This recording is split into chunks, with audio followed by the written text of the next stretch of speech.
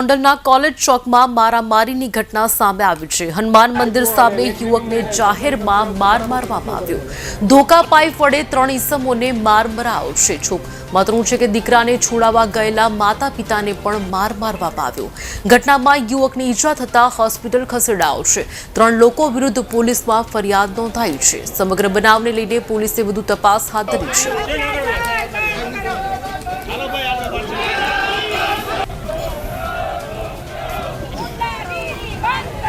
કાલે જે યુવકને માર મારીને જે ઘટના બની છે અને એના પિતાશ્રી એને જે વાત કરી એ પ્રમાણે જે કંઈ કૃત્ય થયું છે એ બહુ ખોટું કામ થયું છે।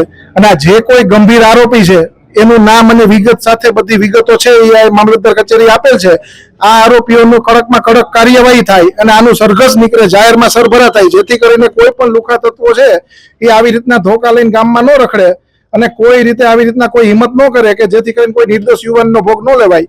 તે માટે કડકમાં કડક કાર્યવાહી થાય એવી માંગ છે। ફટાફટ ધરપકડ થાય અને જે કાંઈ કલમો ઉમેરાતી હોય અને આને કડકમાં કડક કાર્યવાહી કરી દાખલારૂપ સજા થાય, જેથી કરીને આવનારા સમયમાં કોઈ પણ લુખા તત્વો છે એ ધોકો ઉપાડવાની હિંમત ન કરે અને ગામમાં કોઈ લઈને ફરે એવી હાલત ન થાય, તેના માટેની માંગ છે।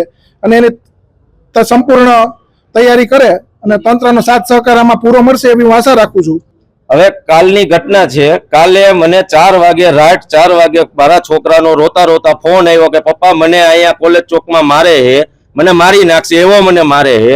અને ઈ લોકોએ ફોનમાં ગાળાગાળી મને ઘણી કરેલી છે।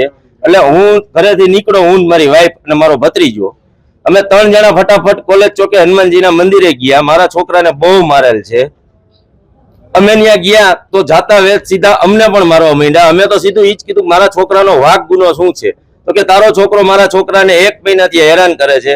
હવે એકચ્યુઅલમાં મારો છોકરો સવારમાં 7:30 વહી જાય છે રાજકોટ સાપર બસ સ્ટેન્ડે સીસીટીવી કેમેરા ચેક કરવાની, ત્યાં એક્ટિવા પાર્કિંગ કરીને જાય છે અને સાંજે 6:30 આવે છે ઘરે।